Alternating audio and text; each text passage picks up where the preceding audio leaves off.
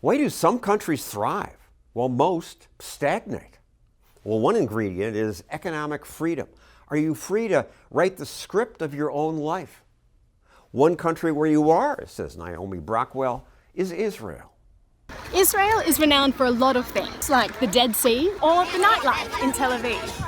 But it's also known as Startup Nation. What small country has more NASDAQ-listed stocks than India and China combined? But it wasn't always like this. Israel is a fine example, moving towards socialism. What changed? And what is it about Israel today that Creates such an entrepreneurial culture. Israel's called Startup Nation, and it's a fit name because it has the highest concentration of startups in the world per capita. It wasn't always that way. There was a legacy of socialism that overhung and it weighed down on the backs of the entrepreneurs. For example, there used to be a tariff on personal computers. And if you're trying to build a software industry, that's not a good policy. early in its history, Israel tried locally controlled collectives that lacked private property. And they first started out mostly on a communal basis called kibbutzim. And those kibbutzim lasted for a few generations, but then they petered out because the ideology didn't last.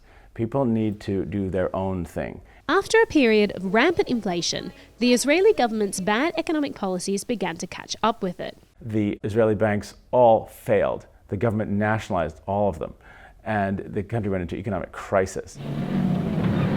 And with threats around their borders, they had to act fast. It almost lost the 1973 war. They didn't have enough money to buy arms, and they didn't have enough technology to build their own. The military came to the Israeli leaders and basically said, if we don't have a strong economy, we won't be able to build and buy the right technology to defend ourselves, and we may lose the next war. Advice of economists from the University of Chicago, MIT, following in the Milton Friedman School of Thought, basically said, Israel, you have to free the entrepreneurs. They will succeed where you have failed. The Israeli government started on an amazing bipartisan left plus right combinational program, and that led to the real entrepreneurial boom. That's why Tel Aviv and Israel in general has the highest concentration of startups per capita in the entire world. Not only did Waze and Wix start here, but also many inventions we take for granted daily, such as Google's autofill or using a memory stick. What were the major changes that the government implemented? They allowed stock options, they allowed debt to be used for mergers and acquisitions. They reformed tariffs and taxes, reducing both of them and allowing for the first venture capital funds in the history of the country. What's the biggest difference between a startup in Israel and in the US? In the US, we excel at marketing. In Israel, they excel at engineering. In Israel, they say, here's a real problem. How do we solve that tough problem?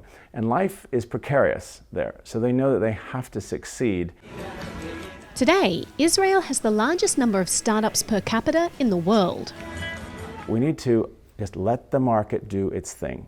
It was getting rid of taxes and tariffs and stupid red tape that allowed Israel to become Startup Nation.